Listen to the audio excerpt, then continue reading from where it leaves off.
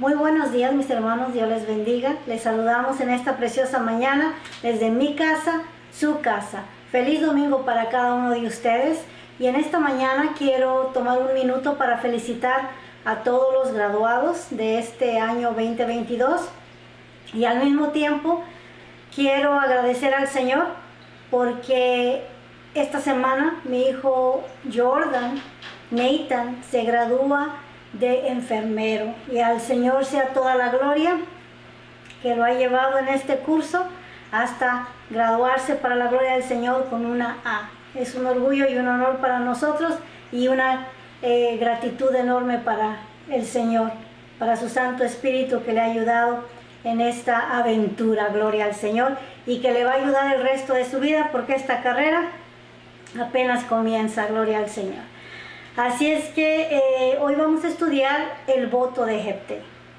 Así es que acompáñame, como es nuestra costumbre o linda costumbre, leer la palabra del Señor honrando al Padre, al Hijo y a su Santo Espíritu, y decimos así: Jefté Galadita era esforzado y valeroso, era hijo de una mujer ramera, y el padre de Jefté era Galaad, pero la mujer de Galaad le dio hijos, los cuales cuando crecieron echaron fuera a Jefté diciendo: no heredarás en la casa de nuestro padre, porque eres hijo de otra mujer. Oremos en esta mañana con gratitud. Padre que estás en gloria, precioso Dios, declaramos que no hay nadie como tú, maravilloso Dios.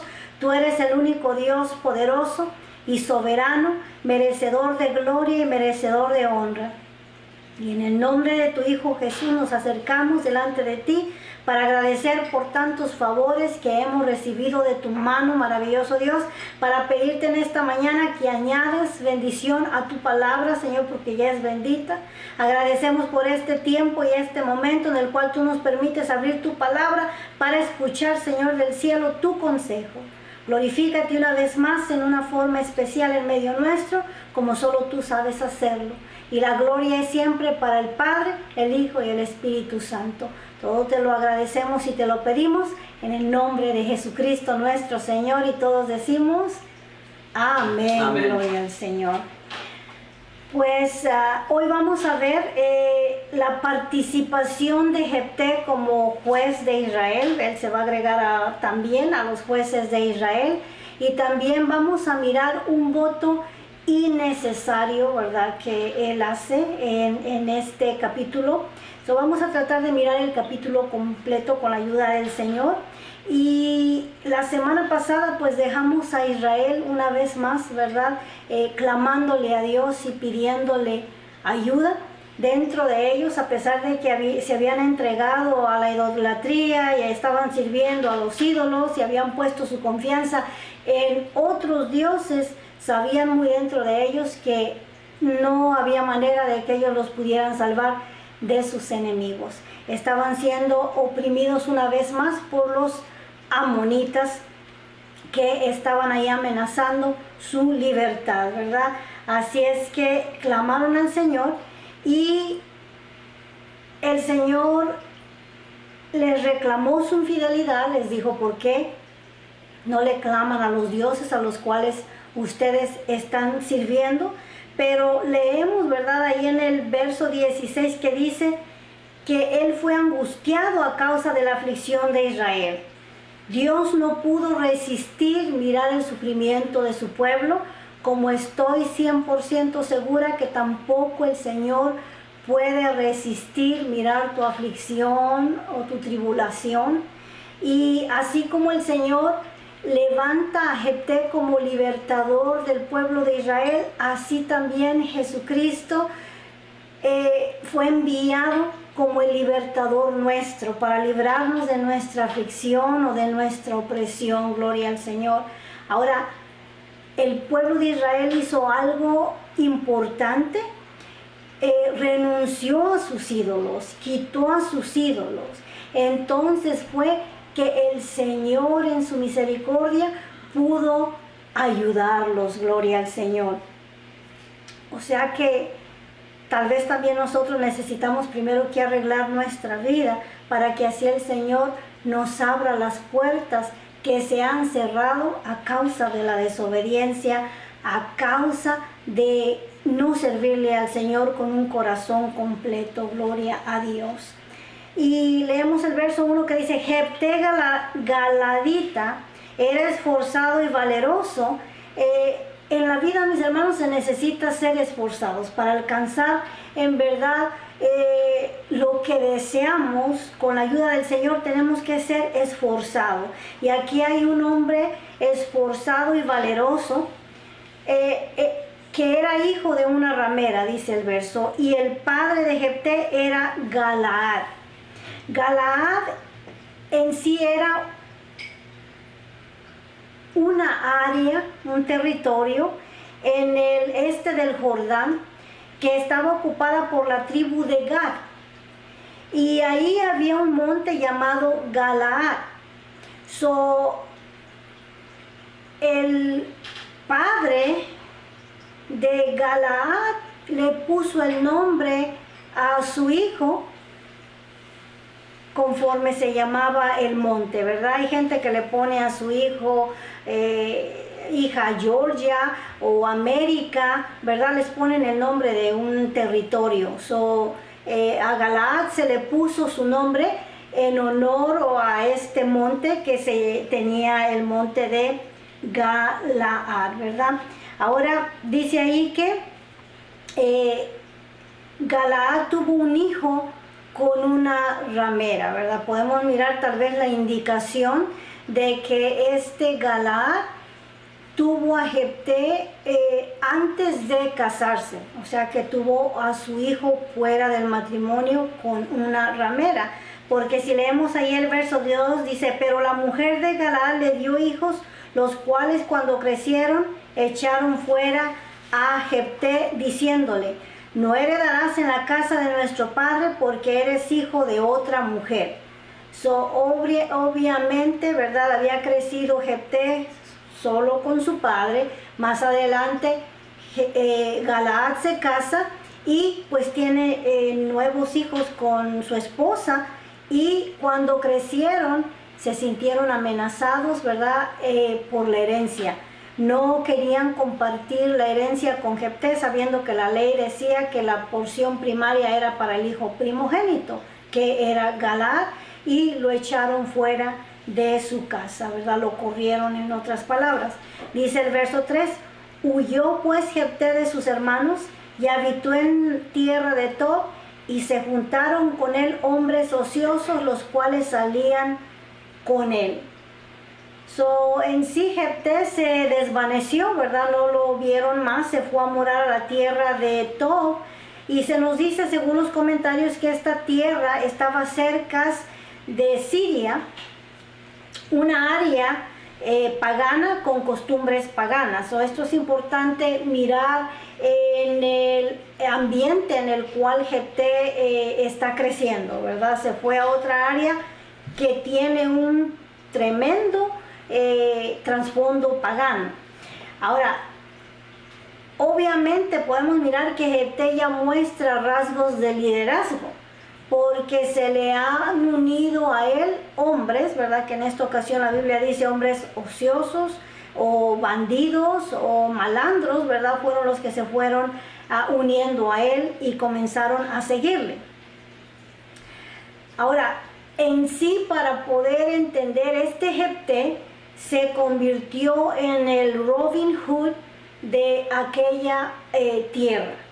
O sea que ellos robaban a los enemigos, y en su cultura era aceptable que ellos robaran mientras se lo estaban quitando al enemigo, pero si se lo quitaban a su propia gente no era aceptable. Como él estaba robando junto con sus malandros a los enemigos, entonces lo miraban como algo normal, algo aceptable. Le está quitando, en otras palabras, a los ricos para dar a los pobres. Tipo Robin Hood lo estaban mirando, ¿verdad? Ahora, en vez de verlo como un bandido, lo estaban mirando como un cierto héroe, ¿verdad? Y dice el verso 4: aconteció aconteció, andando el tiempo, que los hijos de Amón hicieron guerra contra Israel. Y cuando los hijos de Amón hicieron guerra contra Israel, los ancianos de Galaad fueron a traer a Jefté de la tierra de Tob. Y le dijeron a Jefté: ven y serás nuestro jefe para que peleemos contra los hijos de Amón. Evidentemente, los ancianos de Galaad vieron que en realidad no había ningún hombre calificado para poder guiarlos a ellos a la guerra. O sea, no tenían en sí ninguna estrategia ni ningún hombre valiente con el que ellos pudieran levantarse y pelear contra el enemigo. Pero Jefté ya era un líder, ya tenía gente que lo seguía, por lo cual vinieron al área de Siria, a la tierra de Tob, para contratarlo o requerir sus servicios como capitán del ejército de los Gadalitas. Gloria al Señor. Y dijeron a Jefté: ven y serás nuestro jefe para que peleemos contra los hijos de Amón. Y claro que Jefté estaba un poco renuente por el pasado, por la experiencia que había tenido con ellos, de que no solamente la familia lo había expulsado de su casa, sino que tampoco los gadalitas lo quisieron que morara entre ellos. Y esto hasta cierto modo le hizo declinar de ser el jefe de ellos, dice el verso 7. Y Jefté respondió a los ancianos de Galaad: ¿no me aborrecisteis vosotros y me echasteis de la casa de mi padre? ¿Por qué pues venís ahora a mí cuando estás en aflicción? En pocas palabras, está rechazando su oferta, ¿verdad? Está hablando del desprecio que le tuvieron a él anteriormente, ¿verdad? Lo despreciaron, y ahora que se encuentran en aflicción, en necesidad, vienen a buscarlo, ¿verdad? Es lo que él está diciendo. Y los ancianos de Galaad respondieron a Jefté: por esta misma causa volvemos ahora a ti, para que vengas con nosotros y pelees contra los hijos de Amón y seas caudillo de todos los que moramos en Galaad. Jefté, queremos hacerte el jefe de toda esta región. Queremos hacerte caudillo. ¿Qué quiere decir la palabra caudillo? Quiere decir jefe absoluto de un grupo armado, ¿verdad? Queremos hacerte el capitán del ejército de esta área, porque pues no era toda la nación de Israel, eran 3 tribus de las que estaban siendo afectadas por la presencia de los amonitas.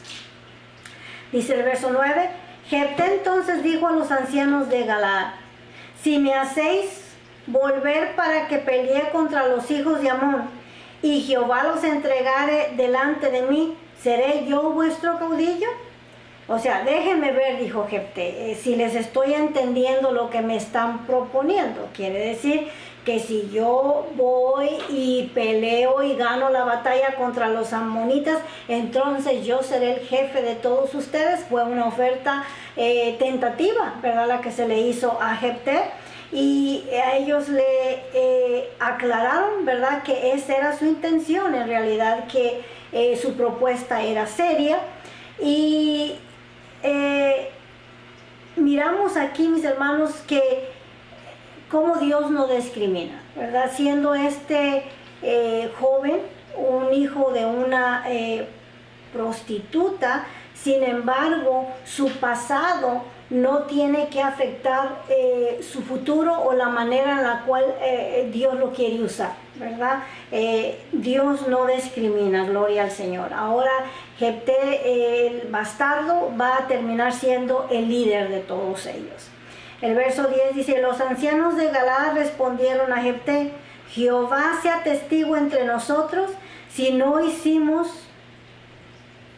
como tú dices. Juraron delante del Señor que su propuesta era seria y que ellos tenían toda la intención de hacerlo su jefe. Entonces Jefté vino con los ancianos de Galaad y el pueblo lo eligió por caudillo. y jefe, y Jefté habló todas sus palabras delante de Jehová en Mizpa. O sea que Jefté se movió a vivir a la ciudad de Mizpa, de estar en la tierra de Tob, en el área de Siria, pues obviamente se movió a vivir a la ciudad de Mizpa para así poder, ¿verdad?, estar al tanto de este ejército que iba a pelear contra los hijos de Amón. Ahora, se vino a la ciudad de Mizpa. Recordamos este lugar, de dónde vino el nombre de Mizpa. Fue en la historia que estudiamos anteriormente, cuando Jacob iba huyendo de su tío Labán. Y su tío lo persiguió y finalmente lo alcanzó, ¿verdad? Y tuvieron una tremenda confrontación entre el yerno y el suegro, ¿verdad? El suegro le reclamó que él se había ido de su casa con sus hijas, con sus nietos y con sus ídolos. Es más, fue un momento muy desagradable en la vida de Jacob, ¿verdad? Y ahí pintaron su raya. Ahí llegó el momento en el cual iba a haber una separación entre Jacob y su suegro. Se dictaron, como se dice, las 40, y el suegro le dijo a Jacob Mizpa. Vamos a Génesis capítulo 41, verso 49, y dice así: y Mizpa, por cuanto dijo, atalaye Jehová entre tú y yo, cuando nos apartemos el uno del otro. Si afligieres a mis hijas, o si tomares otras mujeres además de mis hijas, nadie está con nosotros. Mira, Dios es testigo entre nosotros dos. Mucha gente toma la palabra Mizpa como una despedida hermosa y muy significativa. La gente dice o entiende que dice: el Señor nos guarde mientras estamos ausentes el uno del otro. Mizpa. Así es como lo entiende. Pero en realidad la intención no era hacer una frase amistosa o agradable. Era una situación tensa la que estaban viviendo ahí. Estaban discutiendo, estaban aclarando todo el mal que le habían hecho a Jacob mientras estuvo en aquella tierra. Y en sí el significado o la expresión es esta, en otras palabras, ¿verdad? Ahora que te estás llevando mis hijas, y no puedo yo ver por ellas y mis nietos, que el Señor te observe, malandro. Eso es una gran diferencia cómo se interpreta la palabra Mizpa. Tenemos que ir al trasfondo de la historia y ver que no fue una despedida amistosa. Y es lo que los estudiadores dicen: Mizpa no es una despedida hermosa o amistosa, es una separación, y le está diciendo pues que Dios te mantenga un ojo, ya que yo no te voy a estar viendo, ¿verdad? Porque esa era la última vez que en realidad se iban a volver a ver, se están separando. Y le llamaron al lugar Mizpa. Fue en esta área de Galaad donde tuvieron su confrontación, y con el tiempo se hizo una ciudad.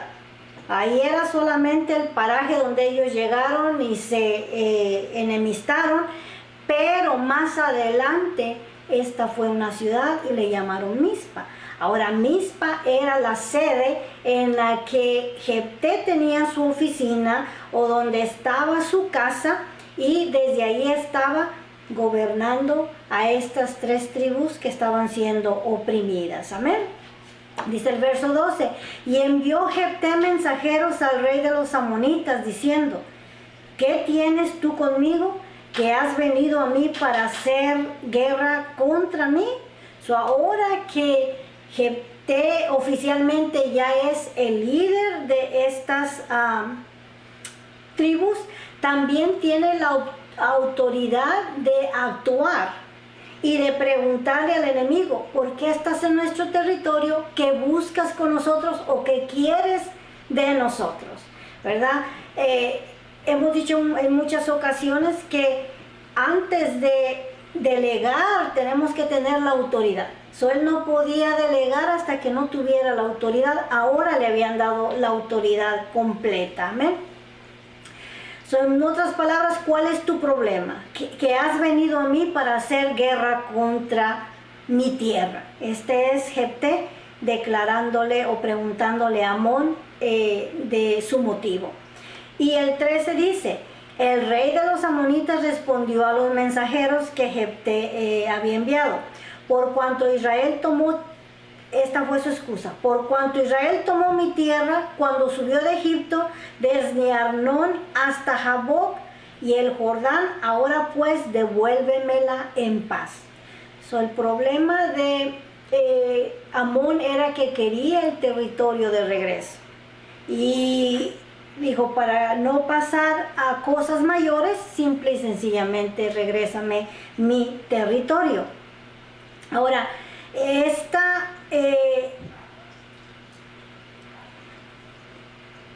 en realidad, Amón está equivocado.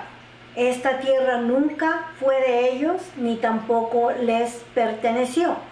Arnón era el río del Jordán al sur, y Jaboc es también parte del río Jordán hasta el lado opuesto. Este es el área donde está.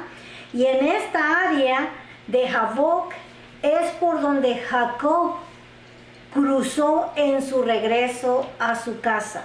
Después de haberle trabajado esos 14 a 20 años a su tío Labán, iba de regreso a su casa, y este fue el cruce, el lugar por donde él cruzó el río Jordán, por el lado de Jaboc, ¿verdad?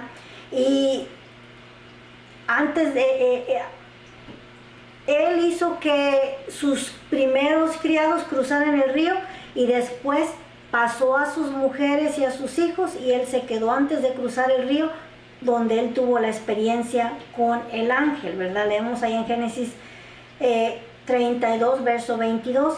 Y se levantó aquella noche y tomó sus 2 mujeres y sus 2 siervas y sus 11 hijos, y pasó por el vado de Jaboc. Se da cuenta que este es el mismo lugar que Amón les está reclamando que se lo devuelvan, que es de él, pero en realidad desde tiempo atrás territorio no era de ellos, era parte de la promesa que el Señor le había hecho a Abraham. Y Amón está reclamando que Israel le quitó el territorio cuando venían de Egipto, por lo cual tenían que regresárselo. Y esto es lo que contestó Jefté.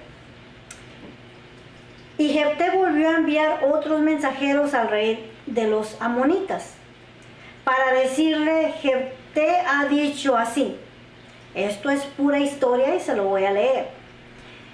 Israel no tomó tierra de Moab ni tierra de los hijos de Amón, porque cuando Israel subió de Egipto, anduvo por el desierto hasta el Mar Rojo y llegó a Cades. Entonces Israel envió mensajeros al rey de Edom, diciendo: yo te ruego que me dejes pasar por tu tierra, pero el rey de Edom no los escuchó. Envió también al rey de Moab, el cual tampoco quiso. Se quedó por tanto Israel en Cades. Los de Edom eran descendientes de Esaú, o sea, en realidad eran sus hermanos. Y diplomáticamente recordamos que Moisés le dijo: déjame pasar por tu tierra, yo te prometo que no voy a tocar ni tus pozos de agua, ni tu comida, solamente queremos el paso. Pero se lo negaron. Después él fue a los de Moab y también de la misma manera le negaron el paso. Y dice el verso 18, después, yendo por el desierto, rodeó la tierra de Edom y la tierra de Moab, ya que no lo dejaron pasar. Y viniendo por el lado oriental de la tierra de Moab, acampó al otro lado de Arnón. Y no entró en el territorio de Moab, porque Arnón es territorio de Moab. Y envió Israel mensajeros a Sejón, rey de los amorreos, rey de Hesbón, diciendo: te ruego que me dejes pasar por tu tierra hasta mi lugar. Mas Sejón no se fió de Israel para dejarle paso por su territorio, sino que reunió Sejón a toda su gente, acampó en Jaasa y peleó contra Israel. Este Jefté es un buen estudiante de la historia, está dando los datos de lo que ocurrió al pie de la letra, al pie de la historia. Toda la información que está diciendo Jefté es correcta. Le damos aquí un 10 o una A Jefté en clase de historia. Tremendo conocimiento de Jefté en verdad. Ahora, esto ya lo miramos anteriormente cuando el pueblo de Israel venía cruzando, que ninguno de ellos le dieron paso y se tuvo que enfrentar al rey de ese territorio y los vencieron. Y entonces ellos se quedaron en ese territorio que ya no le pertenecía a nadie, era de los amorreos, y ellos se lo quitaron, ¿verdad? Dice el verso 21, pero Jehová, Dios de Israel, entregó a Sejón, ¿verdad? Este fue el rey con el que pelearon, y a todo su pueblo en mano de Israel, y los derrotó. Y se apoderó Israel de toda la tierra de los amorreos que habitaban en aquel país. Se apoderaron también de todo el territorio del amorreo desde Arnón hasta Jaboc, y desde el desierto hasta el Jordán.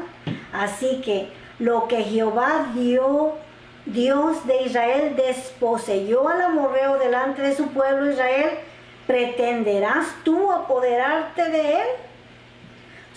¿Por qué te empeñas, le dijeron al rey de Amón, quitarnos lo que Jehová entregó en nuestras manos?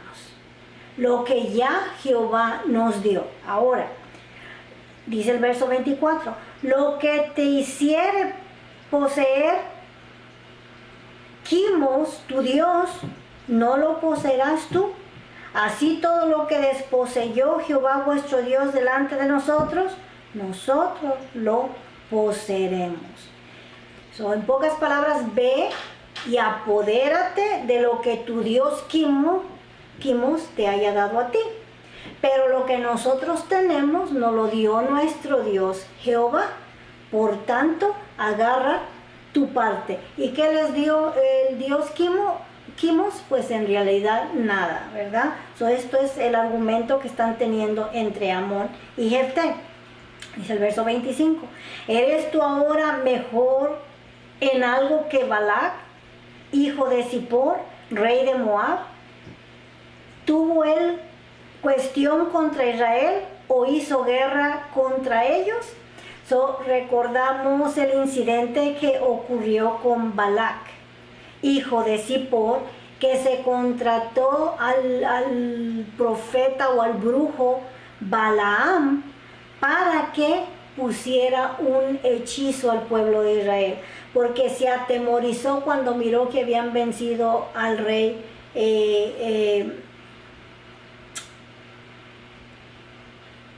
se me perdió el nombre, Sejón. Cuando venció al rey Sejón, les entró el temor a ellos. Entonces, viendo que no iba a poder ganarle al pueblo de Israel, se contrató al brujo. Pero en realidad le está diciendo, ¿eres tú mejor que ese rey? De ninguna manera. Y él no pudo hacer nada contra el pueblo de Israel porque Dios no se los permitió, ¿verdad? Hasta que no Balaam puso trampa, ¿verdad? Y de esa manera fue que vencieron al pueblo de Israel, pero no les quitaron territorio hasta ahí. El verso 26 es un tremendo conocimiento de la historia que tiene Jefté, porque está redactando todo lo ocurrido al pie de la letra, y nosotros que ya lo escudriñamos anteriormente nos damos cuenta que es así. Dice el verso 26, cuando Israel ha estado habitando por 300 años a Hesbón y sus aldeas, a Aroer y sus aldeas, y todas las ciudades que están en el territorio de Arnón, ¿por qué no las habéis recobrado en ese tiempo? Habían pasado 300 años de que Moisés había conquistado esta área, porque esta área se conquistó todavía en los días de Moisés. Era aproximadamente en el tiempo de Jefté, el año 1143, cuando Jefté habló esto. Y era más o menos 1450 años cuando Moisés conquistó este territorio. Dice, ya lo tenemos por 300 años. Si por 300 años ha estado en nuestra posesión, ¿por qué no lo quitaste o lo reclamaste antes? ¿Por qué hasta ahora? Es el verso 27. Así que yo nada he pecado contra ti, mas tú haces mal conmigo peleando contra mí. Jehová, que es el juez, juzgue hoy entre los hijos de Israel y los hijos de Amón. Mas el rey de los hijos de Amón no entendió a las razones que Jefté le envió. Aquí no funcionó, no sirvió la diplomacia. El siguiente paso era la guerra. Ya que no entendió en palabras, pues no quedaba otra opción sino hacer la guerra. Amén. Dice el verso 29, y el espíritu de Jehová vino sobre Jefté, gloria al Señor, y pasó por Galaad y Manases, y de allí pasó a Mizpa de Galaad, y de Mizpa de Galaad pasó a los hijos de Amón.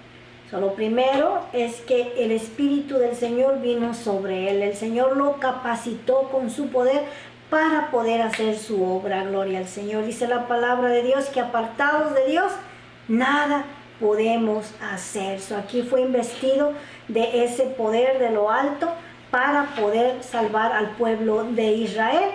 Y él fue por todo el territorio, se fue con los gadaitas, rubenitas, los de Manases y a Mizpa a juntar su ejército, ¿verdad?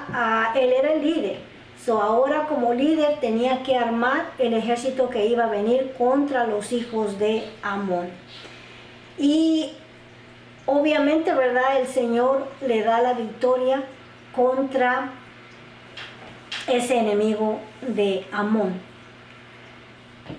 Ahora vamos a entrar a unos versos difíciles de entender o de recibir, esa es más bien la palabra.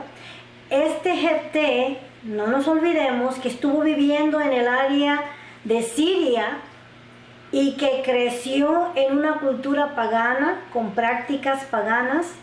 Y en esas culturas paganas el sacrificio humano era muy común.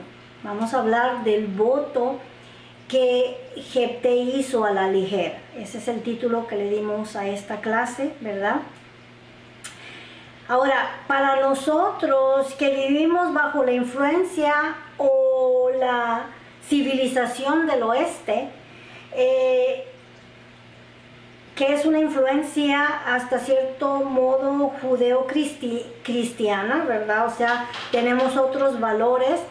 Es para nosotros repulsante la idea de saber que hay gente que se atreva a sacrificar a otro ser humano, a sus dioses, ¿verdad? Es algo terrible y abominable ante los ojos de Dios también.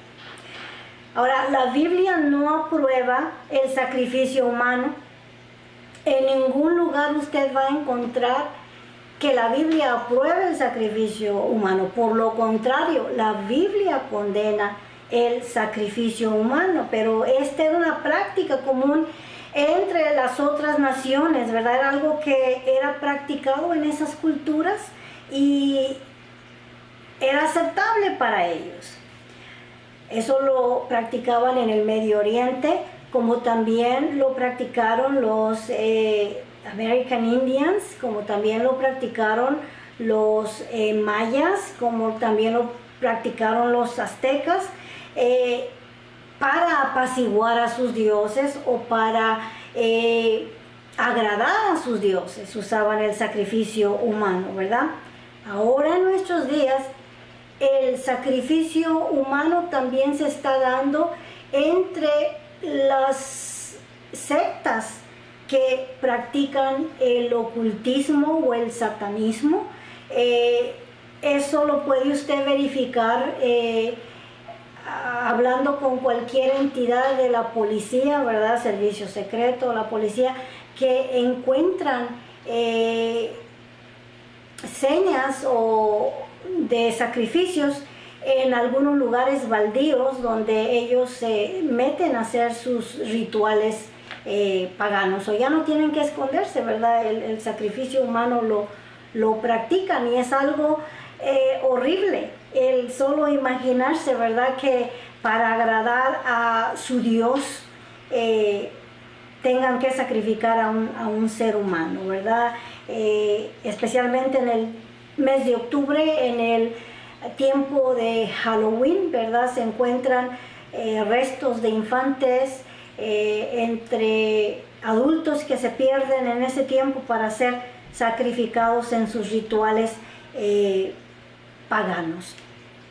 Ahora, Jefté, teniendo este trasfondo y habiendo crecido en una cultura pagana, tenía un cierto conocimiento de Dios, pero no tanto, ¿verdad? Le hacía falta conocer toda la palabra al pie de la letra. So, tenía una cierta revoltura de paganismo con judaísmo. Eso era lo que él llevaba, ¿verdad? Porque habla de Jehová, porque trata de agradar a Dios, pero al mismo tiempo ya trae esa cultura metida en él, ¿verdad? Dice el verso 30, y Jefté hizo voto a Jehová. So, aquí es donde él hizo su voto a la ligera, queriendo agradar al Señor, pero sabemos que el Señor no recibe sacrificios humanos en ninguna manera, diciendo: si entregares a los amonitas en mis manos, cualquiera que saliere de las puertas de mi casa a recibirme, cuando regrese victorioso de los amonitas, será de Jehová, y lo ofreceré en holocausto. So, Jefté prometió, juró o hizo voto, diciendo que lo primero que saliera de su casa, eso iba a sacrificarle al Señor. Y en realidad yo no sé qué es lo que él esperaba que saliera de esa puerta, ¿verdad? Porque sabemos en la ley de Moisés, ¿verdad? Cuando él da la ley sobre los sacrificios, al Señor no se le podía sacrificar cualquier cosa. Había ciertos animales que eran considerados inmundos y no se le podían sacrificar al Señor. Había que ofrecer la ofrenda al pie de la ley. So, en realidad no entendemos lo que Jefté estaba pensando cuando hizo este voto, ¿verdad? Ahora, en el Antiguo Testamento leemos que aún el pueblo de Israel, cuando se entregó a la adoración a Moloch, a Baal y a otras deidades, también sacrificaron a sus hijos a los dioses paganos. Algunos reyes, ¿verdad?, cometieron esa grave falta de sacrificarle a sus hijos a los dioses, yendo a Israel ahí se me fue la palabra, a los museos donde ellos tienen la historia. Entre esa historia están los ídolos que excavaron y que encontraron, y ahí hay estatuas del dios Moloch, Baal, que son unos monigotes de 4 pies de altura aproximadamente, de hierro, con los brazos extendidos como tenedores y los brazos levantados donde calentaban este hierro al rojo vivo y donde ponían sus hijos para sacrificarlo a sus dioses, y eso pues entre las religiones paganas era aceptable, y por este pecado fue que el Señor trajo juicio sobre la nación de Israel, que también comenzaron a sacrificarle a sus hijos a estos ídolos. Algo terrible, algo tremendo, imaginarse aún nos hace temblar. Dios nos ayude en realidad, ¿verdad? Y hoy en día en realidad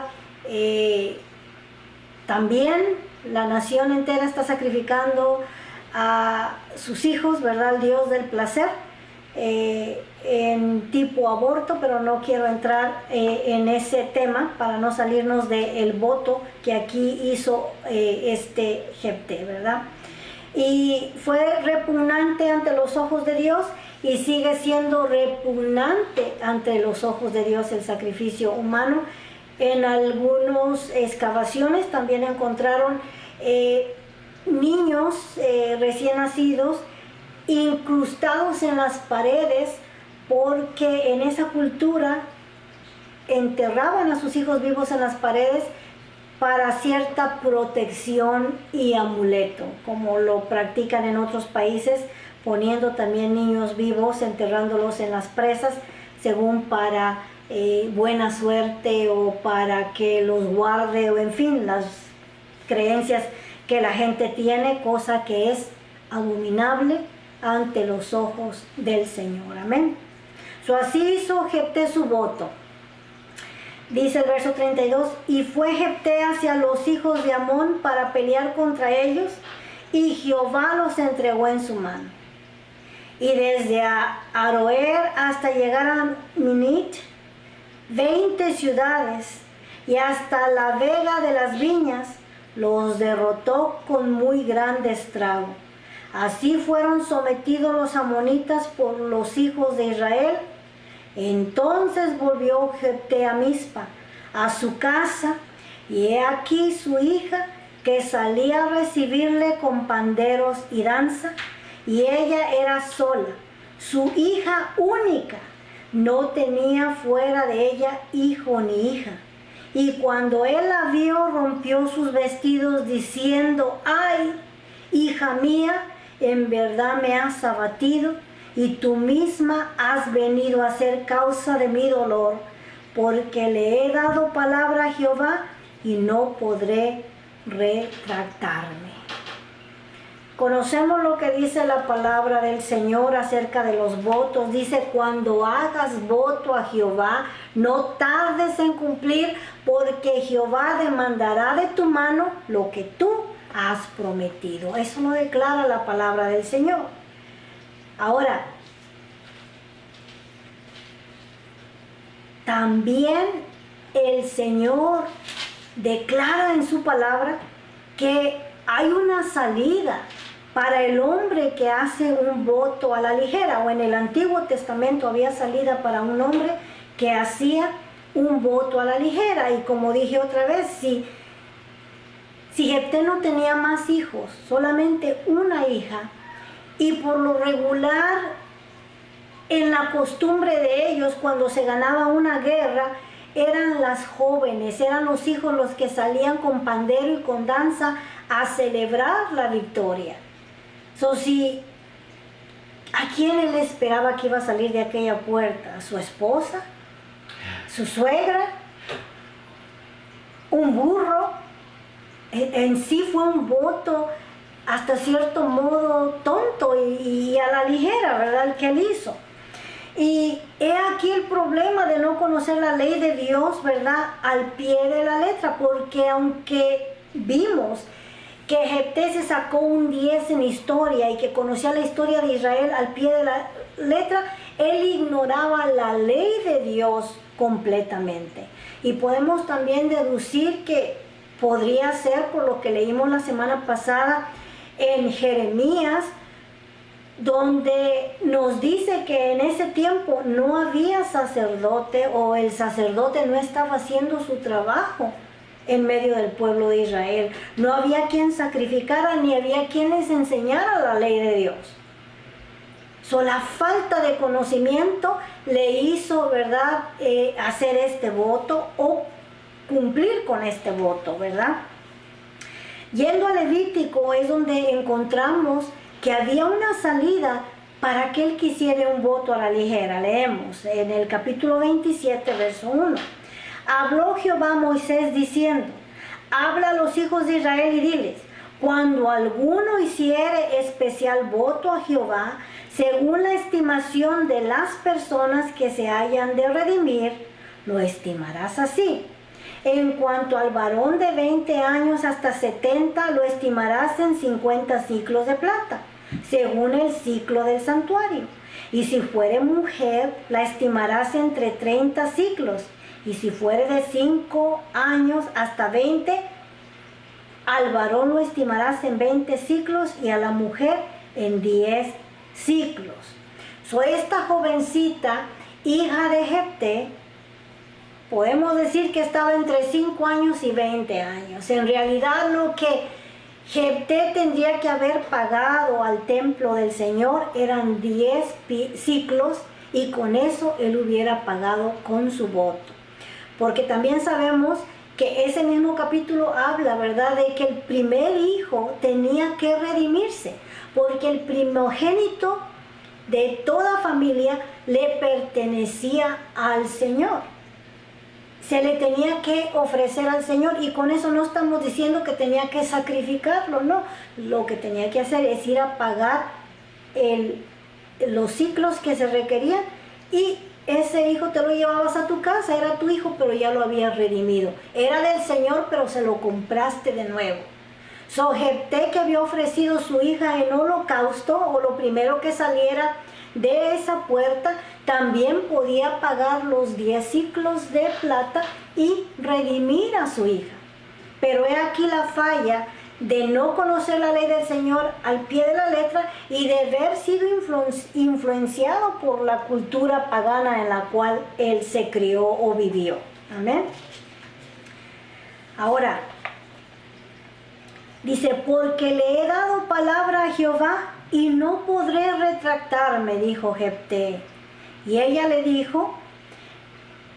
entonces le respondió: Padre mío, si le has dado palabra a Jehová, haz de mí conforme a lo que prometiste, ya que Jehová ha hecho venganza en tus enemigos, los hijos de Amón.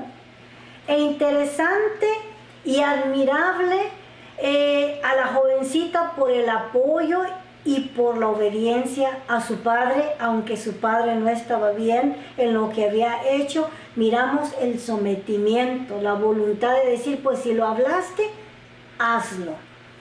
Verso 37. Y volvió a decir a su padre: concédeme esto, déjame por 2 meses que vaya y descienda por los montes y llore mi virginidad, yo y mis compañeras.